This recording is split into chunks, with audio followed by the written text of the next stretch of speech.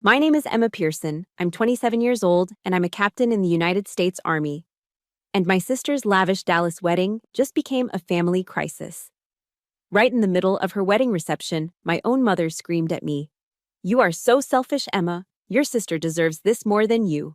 Her voice echoing down the marble hallway. "What did you do to him? Did you poison a confused old man to steal your sister's future?" She poked her finger into my chest. "Madison is building a brand. She needs that money. What do you have? A uniform and some cheap patriotism. You are just a selfish, useless girl." She, my father, my sister. They all thought they had me backed into a corner. They thought I was alone. But they don't know that in the Army, we are taught to document everything. And my grandfather's last phone call, the one where he revealed the whole truth, was recorded. Before I play that recording and bring their entire fake world crashing down, let me know where you're watching from. Hit that like and subscribe button if you believe that the truth is the most powerful weapon against injustice. The confrontation in the hallway left a ringing in my ears, but I walked back into the grand ballroom with my training kicking in, shoulders back, spine straight, head high. The room was a classic Dallas spectacle, a sea of glittering chandeliers, floral arrangements so large they could hide a person, and the soft, elegant sounds of a string quartet. To anyone watching, I was just a guest returning to her seat. But inside, I felt like a soldier walking back onto a battlefield after being ambushed, the shock still vibrating through my bones. I found my table, a lonely island near the back, and sat down. Just in time for my father, Gary Pearson, to take the stage. The spotlight hit him, and he beamed, holding a champagne flute. "To my daughter," he began, his voice smooth and practiced, "the jewel of our family." He spent the next 15 minutes painting a portrait of Madison. He called her an inspiration, our shining star. He told stories of her first business venture at 12, selling her old designer clothes online, and framed it as early genius. He praised her lifestyle blog, her impeccable taste, her vision. He spoke as if he were presenting a perfect, flawless product to a room of investors. And through it all, he never once glanced in my direction. He never mentioned my name. It was as if he only had one daughter. In that crowded, opulent room, in front of hundreds of people who had known me my whole life, my own father erased me. The pain was sharper than my mother's insults. It wasn't a slap. It was a public execution of my existence. I could feel a hollow space opening up in my chest, a void where a daughter's place should have been. From the table next to mine, I heard a woman whisper to her friend, "Didn't the Pearsons have another daughter?" A little while later, Madison floated over to my table.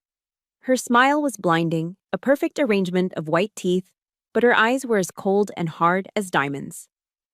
"Emma," she said, her voice dripping with artificial sweetness. "Thank you for coming." She placed a sleek, heavy box on the table in front of me. "I have a gift for you. Just a little something so you'll always remember family." I opened it. It was an expensive digital photo frame, the kind that cycles through hundreds of pictures. But as it lit up, my breath caught in my throat. The first image was Madison at her college graduation, tossing her cap in the air. Then Madison on a beach in Greece, laughing. Madison getting engaged, showing off a ring the size of a small rock. It was a never-ending loop of my sister's perfect life. My image, my existence, was nowhere to be found. I picked out all our family's best moments, she added, the final, deliberate twist of the knife. Her words hung in the air, thick with unspoken meaning. Our family. A family in which I was apparently not a part. I couldn't form a single word in response. I just nodded, my throat tightening into a knot, the muscles refusing to work. I felt like I was choking.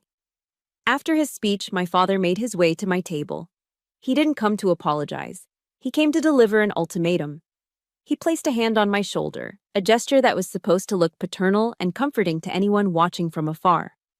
But up close, his grip was firm. And his voice was a low, menacing whisper meant only for me. "Emma, I know you're upset," he said, not even making eye contact, his gaze sweeping the room to ensure his performance was being appreciated. "But it's time to do the right thing. Sign the papers. Transfer the estate to your sister. Don't turn this into an ugly mess." He squeezed my shoulder. I've spent my entire life building my reputation in this city. I will not let you destroy it over a little bit of selfishness. There it was. Not my pain, not my grandfather's wishes, not the truth. Only his reputation.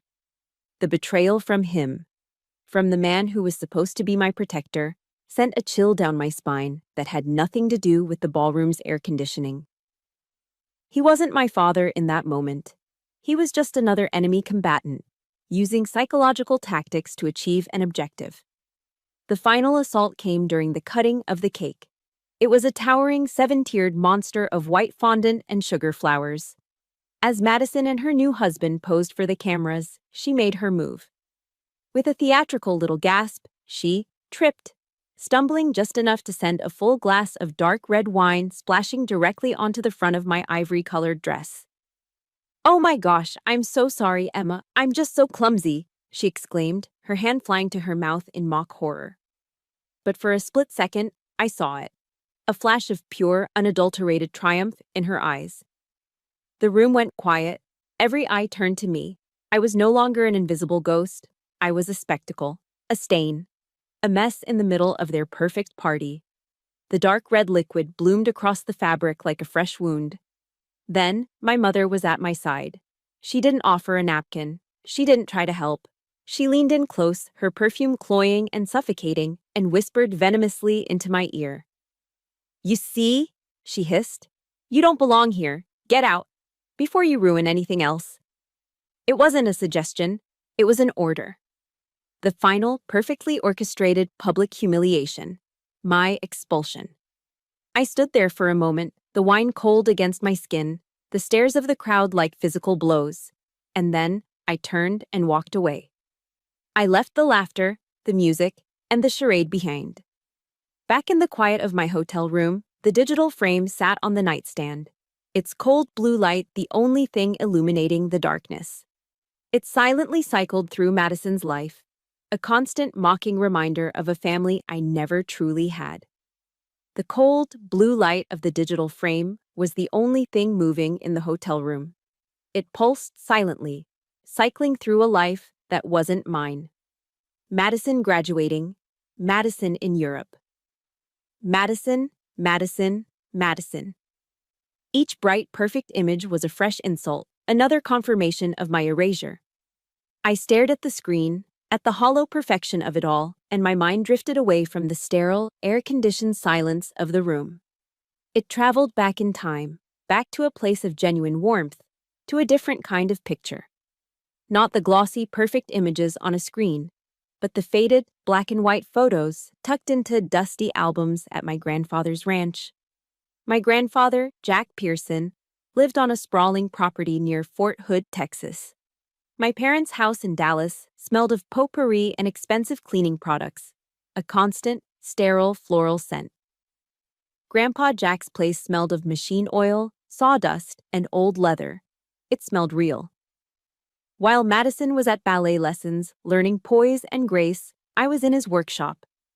That workshop was my first real sanctuary. It wasn't a place for a little girl, my mother always said. It was dirty, full of sharp things. But to me, it was a cathedral of history. I spent hours there, carefully polishing his military medals while he worked on an old engine. He didn't talk to me like a child. He talked to me like a teammate. He'd hand me a wrench and say, "Hold this steady, trooper." He taught me the difference between a Phillips and a flathead screwdriver before I knew how to properly braid my hair. One afternoon, I was holding his Purple Heart, feeling the weight of it in my small hand.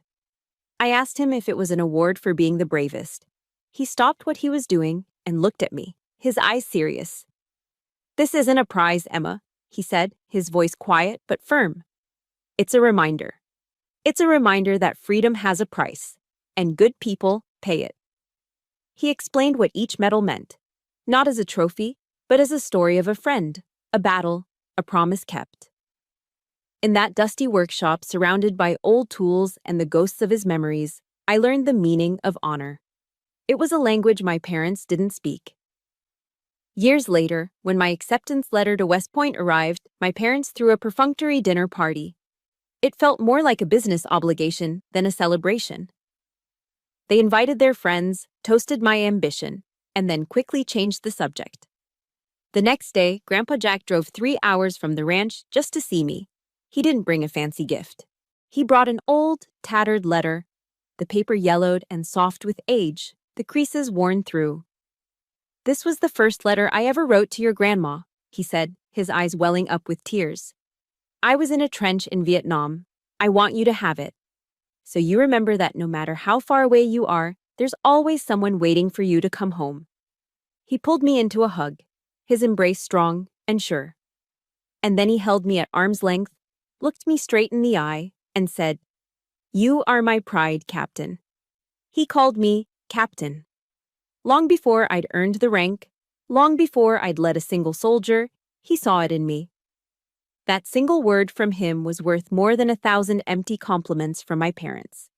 It was the most valuable recognition of my life. It was a confirmation that I was on the right path, my path, not the one they had tried to design for me. When Grandpa Jack got sick, the contrast between my sister and me became a chasm. Madison visited him once in the hospital. She took a smiling selfie by his bedside, posted it on Instagram with the caption, "My heart is breaking seeing my hero like this," and left 20 minutes later. I took all of my accumulated leave from the Army and spent every minute I could with him. I read him chapters from old Western novels. I wiped his brow with a cool cloth, and sometimes we just sat in silence. The quiet hum of the hospital machines, the only sound between us. During one of his last lucid moments, he grabbed my hand. His grip was surprisingly strong, a final surge of the powerful man he once was. His eyes, though clouded with pain, were sharp and focused on mine. "Don't let them turn our legacy into money, Emma," he whispered, his voice a ragged breath. "They don't understand. It's not about the land or the stocks." He squeezed my hand. "It's honor. Protect it." It wasn't a dying wish. It was a direct order. I thought back to another quiet evening, years before, in his study. He had pulled a well-worn paperback from his bookshelf and handed it to me. The cover was creased, the corners soft.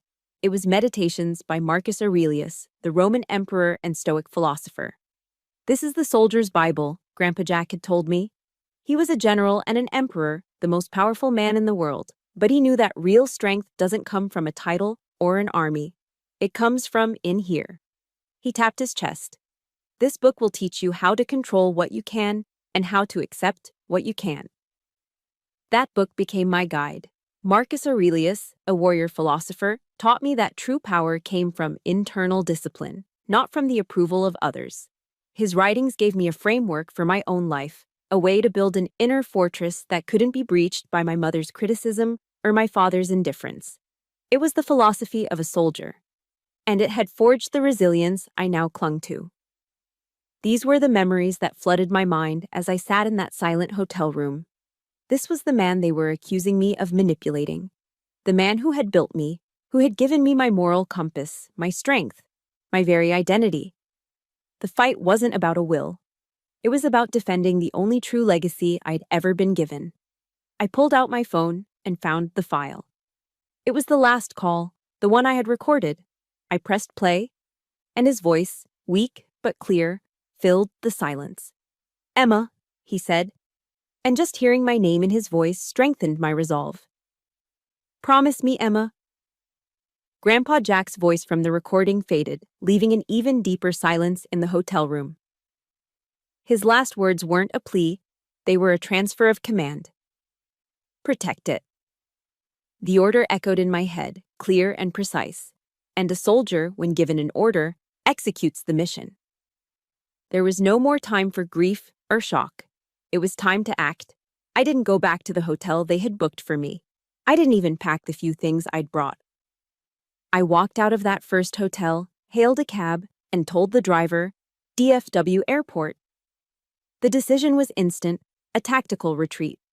I couldn't fight this war from inside their stronghold. Dallas was their territory, a city woven together by my father's influence and my mother's social connections. I needed neutral ground, a place to regroup, resupply, and plan my counteroffensive. At 2 in the morning, Dallas-Fort Worth International Airport is an eerie, cavernous place.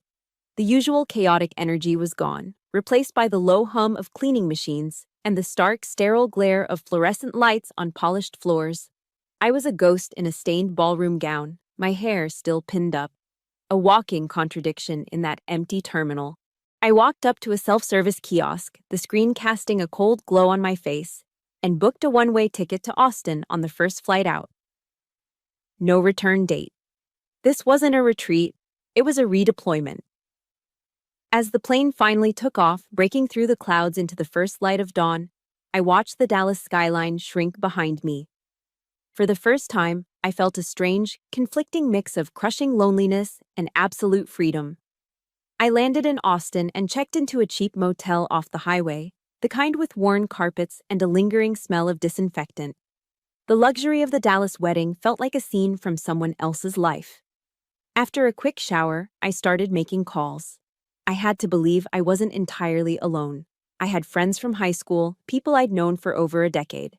I started with Mark, who was now a lawyer at a big firm downtown. I explained everything: the will, my mother's accusations, my father's threats. I could hear him shifting uncomfortably on the other end of the line. There was a long pause before he finally spoke. "Wow, Emma, that's terrible," he said, his voice laced with caution. "I'm so sorry you're going through this." Another pause. "But, your dad's company is a major client of our firm. A huge one, actually. I can't get involved. It would be professional suicide." His apology was sincere, but his refusal was absolute. The door slammed shut. Next, I called Sarah, who worked for a local news station. I thought maybe she could offer some advice, some way to get ahead of the story I knew my mother would eventually spin to the media. Her reaction was even quicker. "Oh, Emma, no," she said, almost in a panic. "I can't cross your mother, Diane Pearson. She has friends at every station in Texas. My career would be over before it started. I'm sorry, I just can't." Click. With each call, the walls closed in. The power and influence my parents wielded wasn't just a vague concept. It was a tangible, invisible fortress. And its walls were made of the silence of people I once called my friends. I was a commander with no army, a soldier with no allies. The bitter truth settled in my stomach like a stone. I was completely on my own. As if on cue, my phone rang. It was an unknown number, but I answered it. A tearful, trembling voice came through the speaker. It was Maria, our family's housekeeper for over 20 years.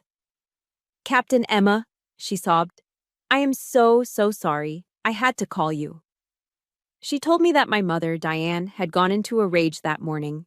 She'd ordered a junk removal crew to my childhood bedroom. Not to pack it, but to clear it out. She had them throw everything in boxes and put them on the curb. "Like trash, miss, like trash." My blood ran cold. "Everything?" "Everything," Maria whispered, her voice breaking. "Your books, your awards from school, the letters from your grandpa, even the framed photo of you and your unit in Afghanistan. She said you were no longer her daughter." I thanked her quietly and hung up the phone, my heart constricting in my chest. This was more than just disowning me. This was an attempt to erase my entire history, to wipe my existence from the very foundation of that house. Every memory, every achievement, every piece of my life that wasn't tied to them, tossed to the curb. It was a final, brutal act of severance. That night, sleep was impossible. The motel room felt like a prison cell. I was exhausted, defeated, and utterly alone. If you have ever felt that kind of loneliness, where it feels like the whole world has turned its back on you, hit that like button and let me know I'm not the only one by commenting, "You are not alone," below. In the drawer of the cheap nightstand, my hand brushed against a book. I pulled it out. It was a Gideon Bible, standard issue for motels across America. I wasn't a particularly religious person, but in the depths of my despair, I opened it. My eyes landed on a verse in the book of Isaiah, chapter 41, verse 10. The words seemed to lift off the page. "So do not fear, for I am with you. Do not be dismayed, for I am your God. I will strengthen you and help you. I will uphold you with my righteous right hand. It wasn't a promise of victory. It wasn't a strategic plan.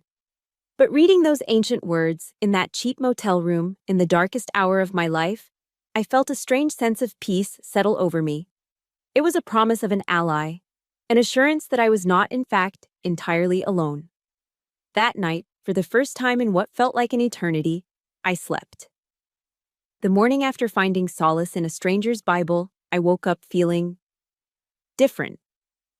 The exhaustion was still there, a heavy weight in my bones, but the crushing despair had lifted, replaced by a quiet, fragile calm. It wasn't hope, not yet. It was just the absence of panic.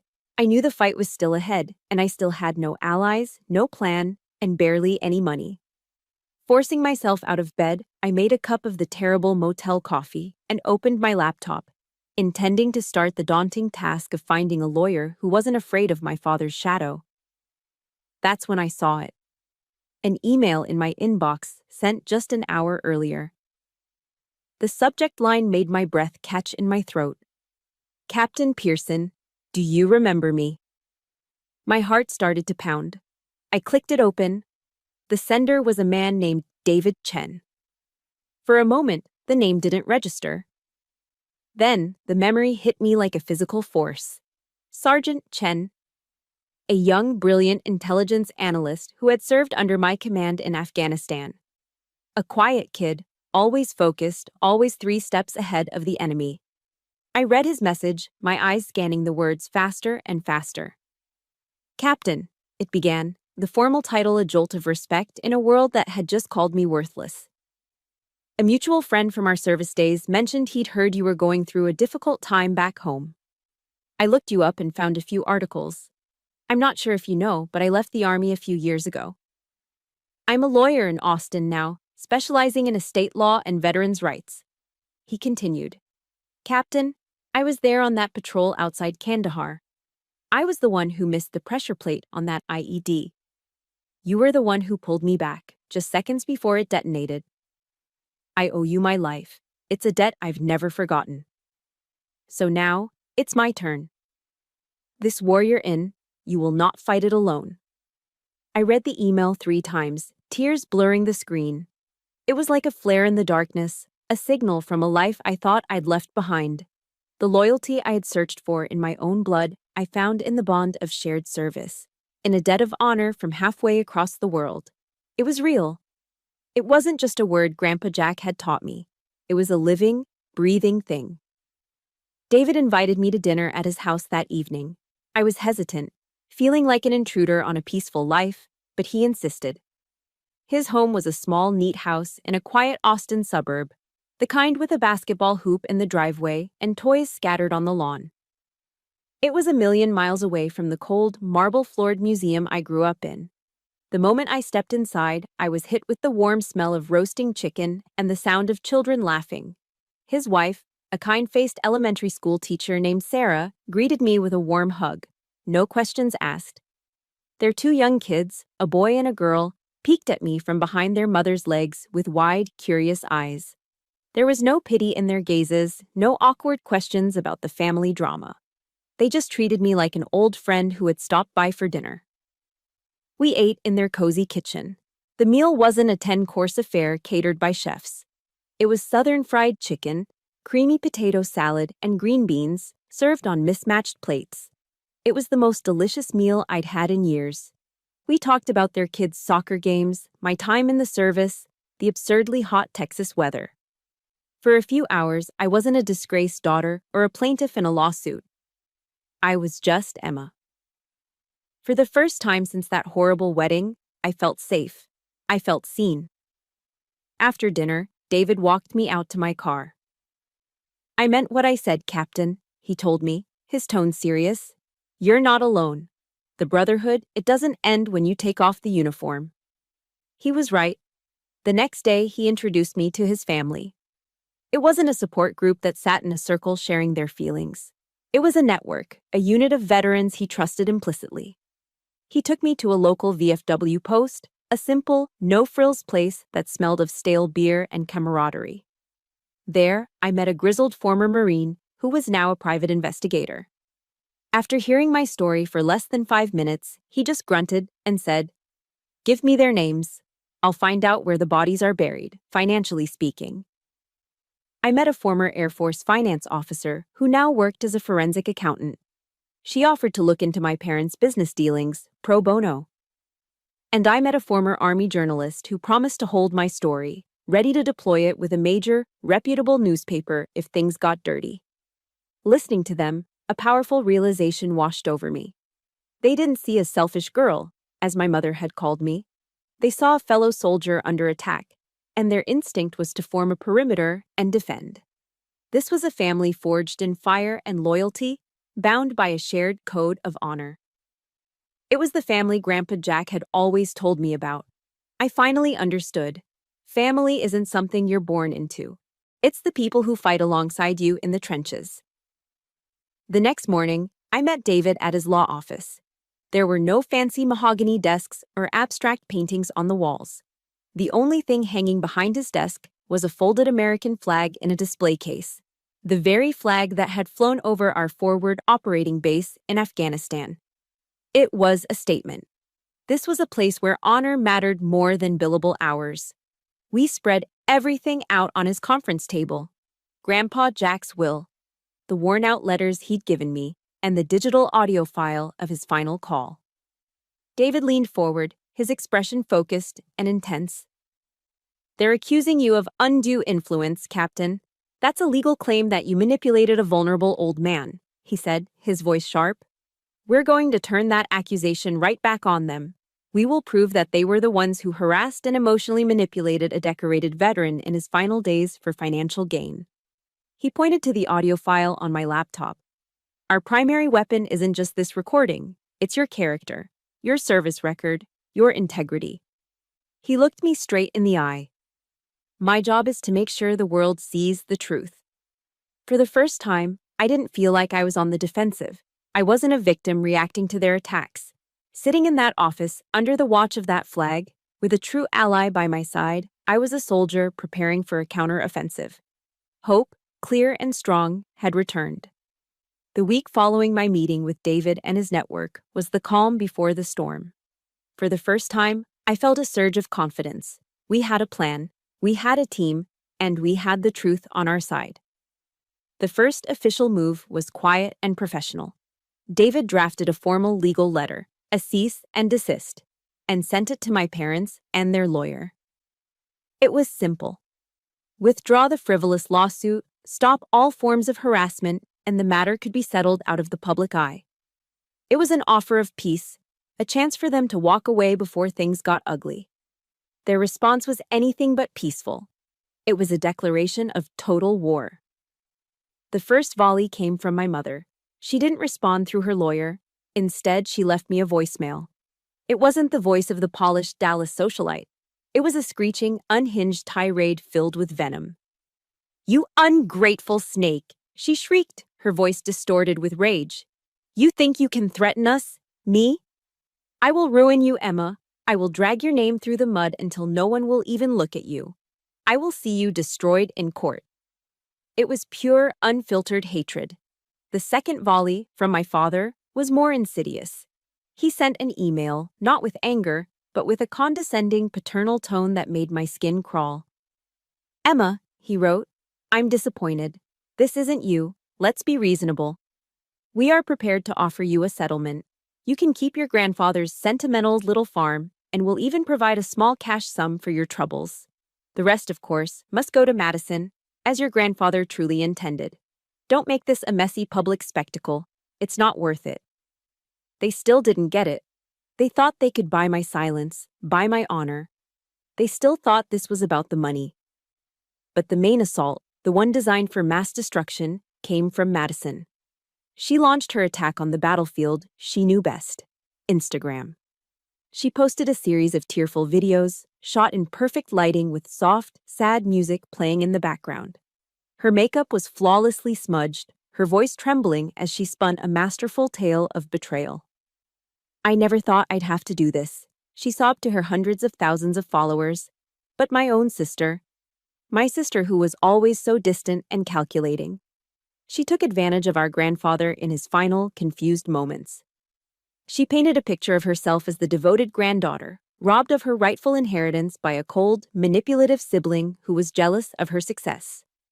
She played the part of the victim to perfection. The effect was immediate and devastating. Her followers, her Maddie mob, descended upon me. They found my old, barely used social media profiles and unleashed a torrent of hate. Hundreds, then thousands of comments flooded in. "You're a disgrace to the uniform. Thief, your own grandfather. What kind of monster does this to her own family? Enjoy the money you stole, you evil witch." They called me a predator, a disgrace to the army, a parasite. It was a digital mobbing, a public execution of my character orchestrated by my own sister. Every notification was another punch to the gut. The private war had just become brutally public. While Madison handled the court of public opinion, their legal team started their own dirty war in the shadows. David got a call from an old law school classmate who gave him a heads up. "David, watch your back," he said. "The Pearson lawyers are playing dirty. They're digging into your client's entire life. They're calling old high school friends, ex-boyfriends, even former professors, trying to find any dirt they can." David relayed the news to me, his jaw tight with anger. "They're trying to build a narrative," he explained. "They're manufacturing a story that you joined the military because you were psychologically troubled or couldn't fit into normal society. They're going to try and paint you as an unstable opportunist who preyed on a lonely old man." It was a sickening strategy, a scorched earth tactic designed to destroy my credibility and break my spirit. They weren't just attacking my claim to the inheritance, they were attacking the very foundations of my life, twisting my service into a symptom of a flawed character. I was reeling from it all, trying to hold on to the stoic principles Grandpa Jack had taught me, but the onslaught was relentless. Then the final blow landed. The one that crossed a line I didn't even know existed. David sent me a link with a simple message. "I'm so sorry, Captain." I clicked it. It was an article from a sleazy Dallas tabloid, the kind of paper you see in grocery store checkout lines. The headline was huge, sensational, and designed to cause maximum damage. "Army Hero or Family Fraud." The shocking story behind the Pearson fortune feud. The article was a masterpiece of character assassination, filled with anonymous quotes from sources close to the family. It painted me as a cold, calculating schemer who had abandoned her family for the military, only to return to swindle a dying man. But it was the photo they used that shattered my composure. They had placed two pictures side by side. On the right was a professionally shot photo of Madison, a single perfect tear rolling down her cheek. On the left was a picture of me. I was in my dress uniform, standing at attention during a ceremony. My face was stern, professional, resolute. My uniform, the symbol of my oath, my service, my entire identity. The one thing in my life that was pure, that was built on honor. And they had dragged it onto the front page of a gossip rag, twisting it into a mask for a monster. In that moment, something inside me snapped. All the pain, the hurt, the hope for a peaceful resolution, it all burned away, leaving behind a cold, hard clarity. It was what soldiers call battlefield clarity. The moment when all the noise fades away and you see the mission with perfect, lethal focus. They had crossed the final line. They had used my uniform, my honor, as a weapon against me. It was an unforgivable sacrilege. My hands were perfectly steady. My breathing was even. I picked up my phone and dialed David's number. He answered on the first ring. "I saw it, Captain," he said, his voice heavy with rage. "This is—" I cut him off. My voice was calm, devoid of all emotion. It was as cold and sharp as steel. "It's time, David. The defensive operation is over." I took a steadying breath. Release the recording. Staring at the tabloid on my screen, at the grotesque juxtaposition of my honor and their lies, I didn't shatter. I didn't scream. I didn't even cry. Instead, a profound and terrifying calm washed over me. In the military, we have a name for it. Battlefield clarity. It's the moment in the heart of chaos when the universe seems to slow down. All the peripheral noise, the fear, the pain, the confusion, it all evaporates. The swirling storm of emotions that had been raging inside me for weeks, the grief, the betrayal, the desperate flicker of hope that they might change, it all went silent. All that remained was a single, cold, crystalline objective. They had crossed the final boundary. They had taken the most sacred thing I had, the uniform, the symbol of my oath to my country and my promise to my grandfather. And they had desecrated it. They had used it as a prop in their disgusting theater of greed. This was no longer a family dispute. They had not just attacked Emma Pearson, the daughter. They had attacked Captain Pearson, an officer of the United States Army. They had made my service, my identity, a casualty in their war. And that was a fatal mistake. My hand was rock steady as I picked up the phone and dialed David's number. He answered before the second ring. "I saw it, Captain," he said, his voice thick with a controlled fury. "This is unconscionable. It's—" "No," I said, cutting him off. My voice was level, precise, devoid of any tremble. It was the voice I used to give orders in the field. "It's a gift, David. They just handed us our justification. They fired the first public shot." I paused, letting the weight of the moment settle. This is no longer a defensive action. They've escalated. Now, we retaliate. David was silent for a beat, recognizing the shift in my tone. "What are your orders, Captain?" "Prepare everything," I commanded. "Send the full, unedited audio recording to your contact at the Texas Tribune. I want it on the record. Then, I want you to draft a lawsuit for defamation and slander. We're not just defending the will anymore. We're going on the offensive. The gloves are off." After I hung up, a strange sense of liberation filled me. The part of me that had been clinging to a shred of hope, the little girl who still wanted her family's approval, died in that moment. And I was glad she was gone. It was time to burn the bridges, not out of anger, but out of necessity, to ensure there was no retreat. I sat down at my laptop and began a systematic, methodical purge. First, my mother. I found her contact in my phone. I stared at the name Mom for a second, then deleted it and typed in Diane Pearson. Then I blocked the number. No more screaming voicemails, no more poison. Next, my father. I blocked his number, I blocked his email. No more condescending offers of settlement. No more lectures on protecting a family reputation he himself had set on fire. Then, Madison. I went to Instagram, to her perfectly curated page of lies. I blocked her. I blocked her on every platform. The Maddie mob could no longer reach me.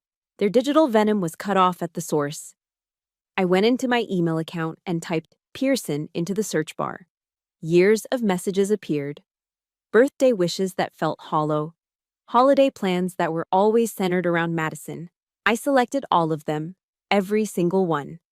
And I clicked delete permanently. A digital lifetime of feigned affection, erased in a single click. My final act was the most satisfying. I walked over to the wall where the digital picture frame Madison had given me was still plugged in, its screen glowing with another picture of her perfect life. I unplugged it. The screen went black. I took it off the wall, walked it over to the motel room's trash can, and dropped it in.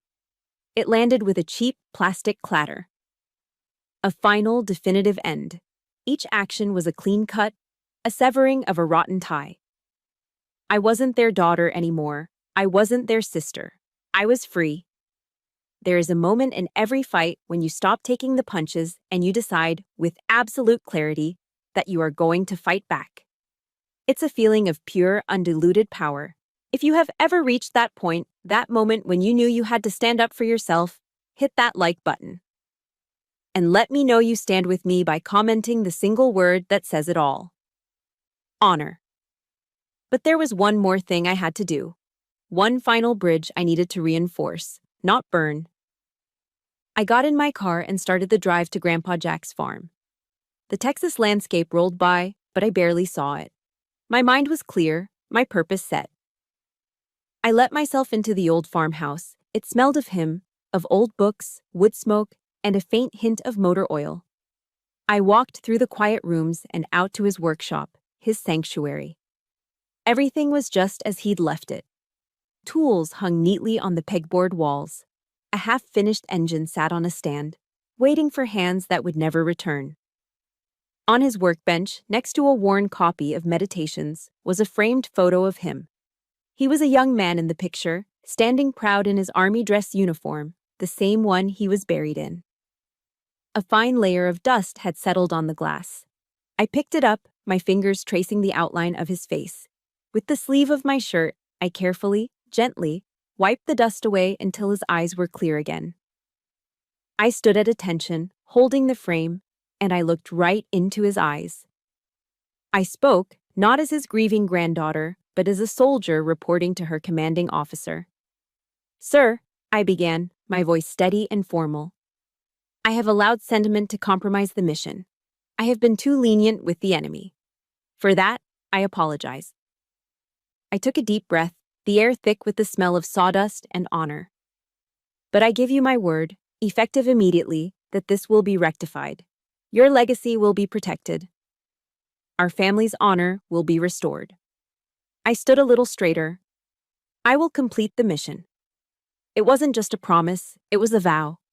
And a soldier never ever breaks their vow. The moment I gave David the order, the atmosphere shifted. The quiet, methodical defense was over. We were now on the offensive, and David's law office transformed into a tactical operations center, a war room for what we internally began to call Operation Truth. The team David had assembled, my new chosen family, moved with the swift, quiet efficiency of a special forces unit. There was no panic, no chaos, just focused, professional execution. Our plan was a multi-front assault designed to dismantle my family's narrative of lies with an overwhelming barrage of undeniable facts. This wasn't going to be a messy, emotional battle fought in the tabloids. It was a clinical, strategic strike aimed at the heart of their credibility. David, acting as our lead strategist, began compiling a comprehensive legal dossier. It was more than just a file. It was an arsenal. It included a sworn affidavit from Maria, our former housekeeper, detailing years of conversations and observations. It contained the screaming, unhinged voicemail from my mother, a perfect exhibit of her unstable and harassing behavior. And thanks to Mike, the grizzled ex-Marine turned PI, it included detailed financial statements. His digging had uncovered what we suspected. My father's business was heavily leveraged, and they were drowning in debt. Madison's extravagant wedding hadn't been a celebration. It had been a desperate attempt to maintain the illusion of wealth. Grandpa Jack's inheritance wasn't just a bonus for them, it was a lifeline. Meanwhile, Joanna, the former Army journalist, was drafting the centerpiece of our public campaign. She wasn't writing for a gossip blog. Her target was the Texas Tribune, a highly respected, nonprofit investigative news organization known for its deep dives into politics and policy. Her article wasn't a hit piece, it was a meticulously sourced investigative report. This was crucial. By choosing a serious outlet, we ensured the story would be framed not as a salacious family feud, but as a serious matter of elder abuse and legal malpractice.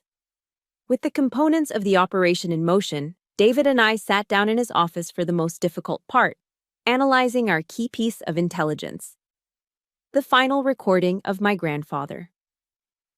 I took a deep breath and pressed play.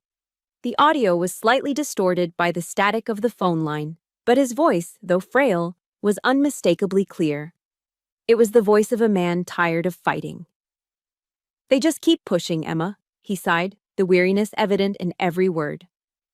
"Your mother, she keeps talking about the debts, about Madison's wedding. She has a way of making me feel guilty, like I'm letting everyone down." He coughed, a dry, rattling sound that pained me to hear. "But I know you're the only one who understands, sweetheart. You won't sell the land. You won't sell our history. Promise me you'll keep it safe."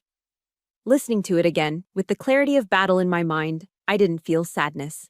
I felt a cold, righteous anger. This recording wasn't just evidence of my innocence, it was a confession of their guilt, a documentation of their relentless, desperate manipulation. It was my grandfather's verbal last will and testament. It was his final order. Our case was strong, but it was about to get a shot of adrenaline from an unexpected source. Maria, our housekeeper, after being unceremoniously fired by my mother for the crime of calling me, agreed to give a formal, videotaped deposition. She sat across from David, nervous but resolute. She recounted in heartbreaking detail overhearing my mother on the phone with their lawyer months before my grandfather passed. She'd heard Diane discussing strategies to have him declared mentally incompetent. She said, "We need to establish a pattern of confusion," Maria recalled, her voice trembling. She was planning it for a long time. She also testified to Madison's visits. They were never more than 5 minutes long. Madison would walk in, snap a smiling selfie by Grandpa Jack's bedside for her Instagram story, and walk out, often not even speaking a full sentence to him. Maria's testimony was a live grenade thrown into the heart of their narrative. It was proof of premeditated deceit from a trusted, inside source they never saw coming. The final piece of our strategy came from a surprising new ally. David was friends with a public policy professor at the University of Texas at Austin, a brilliant man who had served for 2 decades as a high-level official at the Pentagon, specializing in information warfare. We met with him for coffee. After listening to the entire story, the professor looked at me, his eyes sharp and analytical. "Captain," he said, "your family is fighting a war of noise. They are loud, emotional, and chaotic. You must do the opposite." He leaned in. "Once your evidence is public, you will go completely silent. No interviews, no social media posts, no public statements. You will let the facts speak for themselves." His advice resonated deeply with the Stoic principles Grandpa Jack had taught me from Marcus Aurelius's Meditations. In an information war, the professor continued, the loudest voice is rarely the one that wins. The winner is the one who has the truth and the discipline to let it work. Let them scream. Let them panic. Let them self-destruct in the face of the facts. His counsel solidified our entire approach. We wouldn't engage in their mudslinging. We would rise above it. We would present the truth with the cold, undeniable force of a legal brief, and then we would step back and allow the world to be the judge. The night before the launch of Operation Truth, the entire team gathered in David's office one last time. Every piece was in place. The legal complaint for defamation was filed. The dossier of evidence was complete. Joanna had submitted her article to her editor at the Tribune. A press conference was scheduled. David looked at me, a determined glint in his eye. He gave me a single, crisp nod. "It's all set, Captain," he said, his voice low and steady. "The article goes live online tomorrow morning at 7 a.m. The press conference is at 10. A countdown had begun. I didn't sleep that night. I sat in the quiet of my motel room, watching the clock on my phone tick towards 7 a.m. It felt like the final moments before a mission launch. A tense, electric silence where the entire world seems to hold its breath. I wasn't scared. I wasn't anxious. I was ready. At exactly 7 a.m., my phone buzzed with a notification from the news app Joanna had told me to download. The headline was stark, professional, and devastatingly effective. Pearson Inheritance Dispute. Recording reveals. Pressure on decorated veteran in final days. I clicked the link. The article was a masterclass in investigative journalism. It laid out the facts objectively, chronologically, without melodrama. It detailed the lawsuit, my parents' claims, and then it presented the evidence. There was a direct link to the full audio file of my last call with Grandpa Jack. There were embedded screenshots of my mother's threatening voicemails, and there were key quotes from Maria's sworn affidavit painting a damning picture of premeditation and deceit. The story hit the digital world like a shockwave. Within the first hour, it became the most read, most shared article on the Texas Tribune. It was picked up by local news affiliates, then by national news aggregators. Across the sprawling, manicured suburbs of North Dallas, in the high-rise offices downtown, the elite of Texas society woke up, checked their phones, and were served a piping hot scandal with their morning coffee. The carefully constructed facade of the Pearson family had just been blown to pieces. At 10 o'clock, David held his press conference. I watched the live stream from my laptop. He walked to the podium, calm and composed in a simple, dark suit. He didn't look like a lawyer hungry for a fight. He looked like a soldier on a solemn duty. He didn't raise his voice. He didn't make accusations. He simply presented the facts. "We are here today to present the truth," he began, his voice steady. He laid out the timeline. Then he played the most critical 30-second clip of my grandfather's recording for the assembled reporters. The sound of my grandfather's weary, manipulated voice filled the room. A visible ripple of shock went through the press corps. When the questions started, they were fired like bullets. "Where is Captain Pearson now?" one reporter shouted. David's response was measured and powerful. "Captain Pearson has followed the advice of her counsel and will not be making a public statement at this time," he said. "She believes the evidence speaks for itself. Her focus, now and always, is on her duty and on honoring the true legacy of her grandfather, a man who served this country with distinction." The contrast was devastating. On one side, you had my family's loud, hysterical, and public attacks. On the other, you had a quiet, decorated Army captain and her veteran lawyer, calmly presenting the truth with discipline and honor. The court of public opinion, which had been so quick to condemn me, delivered its new verdict in a matter of minutes. The social media reversal was a digital tsunami. The Maddie mob, which had been so vicious in their attacks, turned on their queen. Madison's comment section, once a curated garden of praise, became a toxic wasteland of outrage. "Hypocrite! You used your dying grandfather for clicks? You're disgusting. How dare you attack your sister when she's serving our country?" The hashtags began to trend nationwide. First, Pearson scandal. Then the one that made tears spring to my eyes. Justice for Captain Pearson. The corporate sponsors who had built Madison's brand ran for the exits. The boutique clothing line she promoted issued a statement suspending their partnership. The wellness tea company whose products she peddled announced they were reevaluating their brand ambassadors to align with their core values of family and integrity. Her carefully constructed digital empire, built on a foundation of curated authenticity, crumbled into dust in less than 3 hours. The fallout for my father was just as swift, though it happened in the more private, but no less brutal arenas of high-stakes business. His phone began to ring, and it didn't stop. It was the other members of his board demanding an emergency meeting. It was his partners at the country club asking awkward questions in hushed, judgmental tones. It was the bank that held the loans on his struggling company, suddenly very interested in the reputational risk of their client. The good name he had spent a lifetime building, the reputation he was willing to sacrifice his own daughter for, had evaporated by lunchtime. Late that afternoon, my phone rang. The caller ID read, Gary Pearson. I let it ring 3 times, then I answered. I said nothing. "Emma?" His voice was ragged, stripped of all its usual arrogance. It was the voice of a man in freefall. "Emma, what have you done?" he pleaded. "The company, the board, everyone is calling. You're destroying this family. You have to stop this. Call it off. Tell them it's a misunderstanding." "Whatever you want, Emma. You want the money? You can have the money. Just make this stop." I listened to his frantic, pathetic bargaining in complete silence. The man who had threatened me, who had erased me, was now begging me to save him. When he finally ran out of breath, I spoke. My voice was calm, devoid of any anger, any pain, any emotion at all. It was the voice of a stranger. "I only ever wanted the truth, Mr. Pearson," I said, using his surname like a blade, severing the final thread of our connection. "Now, everyone has it." I paused. "Don't ever call me again.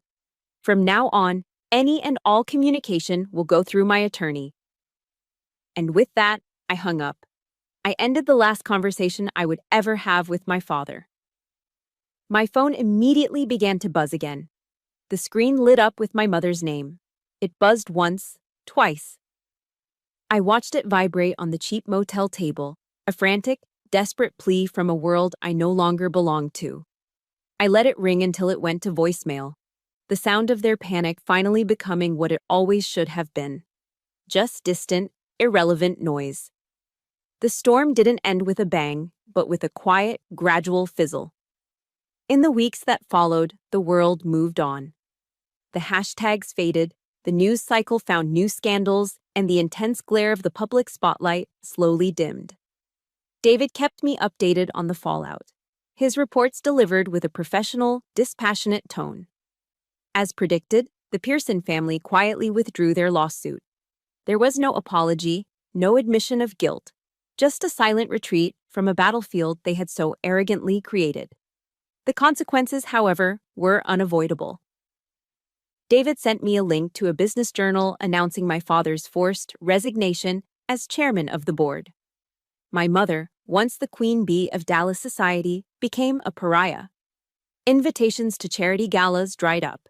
Her calls to former friends went unreturned. She was socially exiled, trapped in the gilded cage she prized above all else. And Madison, she simply vanished. Her Instagram account, a vibrant monument to a fictional life, was deleted. Her brand, her career, her entire public identity, erased. They had craved the spotlight and gotten it, just not in the way they'd ever imagined. Listening to these updates, I expected to feel a surge of triumph, a satisfying sense of victory. But I didn't. There was no joy, no glee. There was only a profound, hollow emptiness. It was like watching a necessary demolition in slow motion. I found myself mourning the ruins of a flawed structure that had, nonetheless, been part of my life's landscape. I was sad for the family we could have been, for the love that should have existed but never did. I was sad for a family that had so completely self-destructed in its worship of greed and image. The war was over, but the emotional debris was still everywhere. To clear it, I knew I had to perform one final personal act of closure. One evening, I sat at the small desk in my motel room with a pen and a single sheet of paper. I needed to write a letter, not to be sent, but to be written. A letter to my mother. I didn't write it in anger. The rage had burned itself out, leaving only the cold, hard truth. Mother, I began. You taught me that love was conditional, a prize to be earned through perfection. You taught me a woman's value was measured by her appearance and the status of the man by her side. I spent my life trying to prove you wrong, trying to build a life based on honor, hoping one day you would finally see me. I paused, the words flowing with painful clarity. But I realize now, I don't need to prove anything to you. My worth isn't up for your debate. I don't forgive you for what you did, because it was wrong. But I do forgive you for not being the mother I needed, for not having the capacity to love unconditionally. And in forgiving you for your limitations, I am finally releasing myself. I'm freeing myself from a lifetime of waiting for a love that was never going to come. When I finished, I read the words aloud to the empty room. Then I folded the paper, took it outside into the cool Texas night, and with a lighter from my glove compartment, set it on fire. I watched as the paper curled, the words turning to black ash before being carried away by the breeze.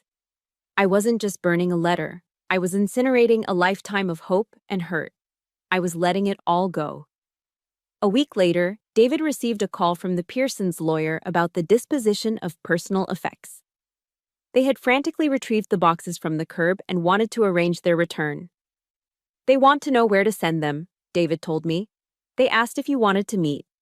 No, I said, the answer immediate and absolute. Tell them to have the boxes delivered to Grandpa Jack's farm and left on the porch. I will not see them, not now, not ever. The boundary was drawn. Clear, final. I drove to the farm the next day. The cardboard boxes were stacked neatly on the porch, a silent, pathetic offering. On top of one, there was a small folded piece of notepaper. It was my father's handwriting, shaky and frail. 2 words. I'm sorry. I stared at the note. 2 words scribbled on paper, an apology born not of remorse, but of defeat. It wasn't absolution. It wasn't a repair. It was just an acknowledgement. A sad final period at the end of a long, painful sentence. I folded the note carefully and put it in my pocket. It was over. That evening, I told David about the note over dinner. Should I forgive them? I asked, the question feeling heavy. David put down his fork, his expression thoughtful. Captain, he said warmly, in the Army, after every operation, we conduct an after-action review, an AAR. The purpose isn't to assign blame. It's to identify lessons learned so we can move forward, smarter and stronger. He looked at me, his gaze direct and kind. Maybe that's what forgiveness is for people like us. It isn't saying, what you did was okay. It's not for them. It's for you.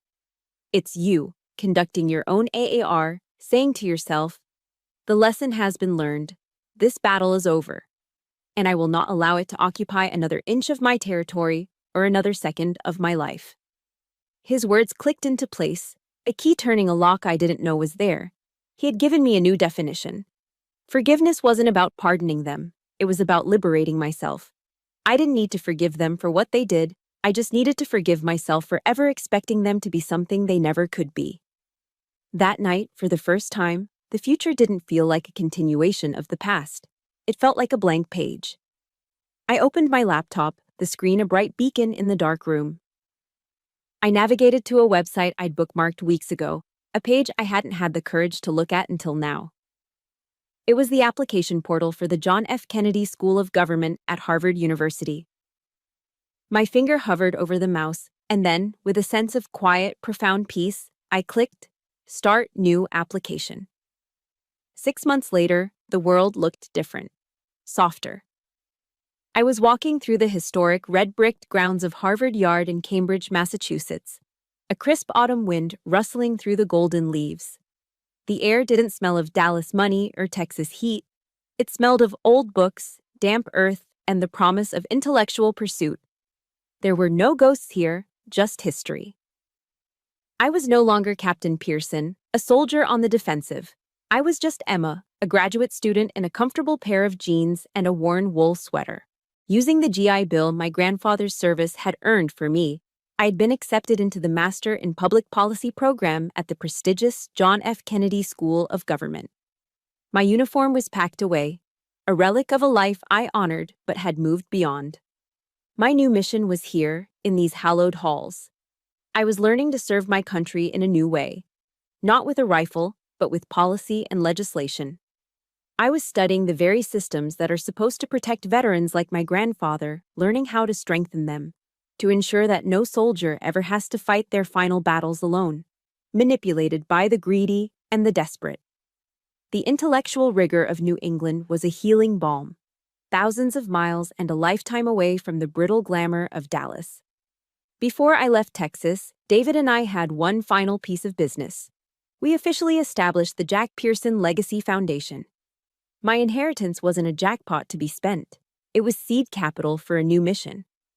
We used a significant portion of the funds to create vocational scholarships and small business grants for veterans transitioning back to civilian life. We wanted to give them the tools to build their own futures, just as my grandfather had taught me to build mine.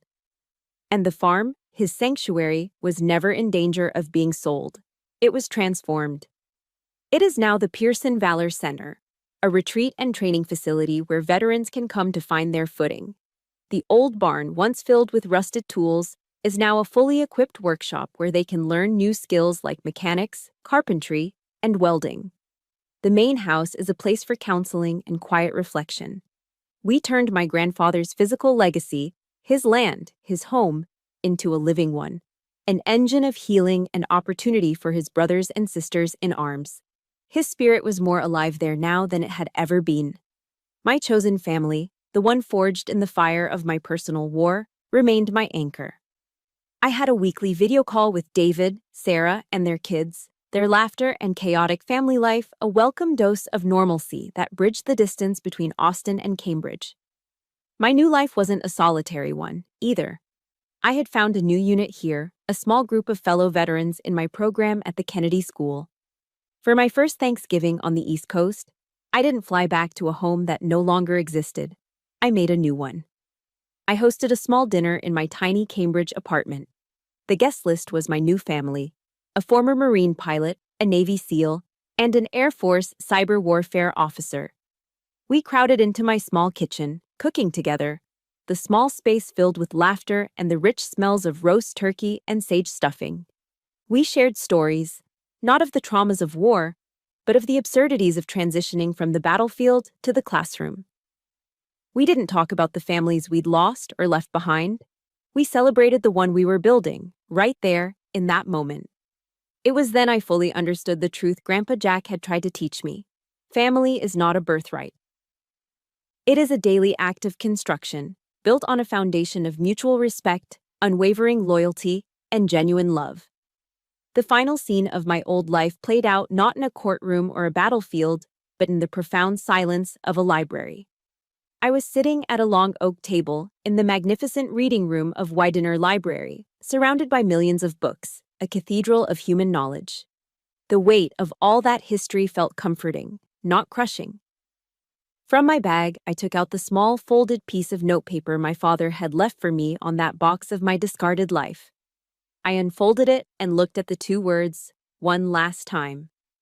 "I'm sorry." The shaky, defeated script of a fallen king. Then I took out the worn, dog-eared copy of Meditations that my grandfather had given me so long ago. Its pages were filled with his pencil-scrawled notes and underlined passages. I could almost feel the warmth of his hands on the cracked leather cover. I opened the book to a random page and gently placed my father's note inside, letting it rest between the ancient words of wisdom. I wasn't enshrining it, I wasn't even forgiving it, I was just filing it away. It was a part of my story, a lesson learned, a data point in my personal after-action review. I closed the book, the note now a permanent, silent bookmark in my past. I would not live in that past, but I would learn from it. I would carry its lessons with me. I remembered one of the quotes my grandfather had underlined twice. It was from Marcus Aurelius. "The best revenge is to be unlike him who performed the injury." A small smile touched my lips. My victory wasn't in their destruction, but in my own creation. I had refused to become like them, bitter, greedy, and empty. Instead, I had chosen to build. I built a foundation to help others. I built a new family based on love. I was building a new life dedicated to service and purpose. By living a life of peace, by living a life of meaning, by living a life of honor, I had truly won. I was, finally and completely, living his legacy. And so, my story isn't one of revenge. It's one of reclamation. It's about taking the broken pieces and building something stronger, something true.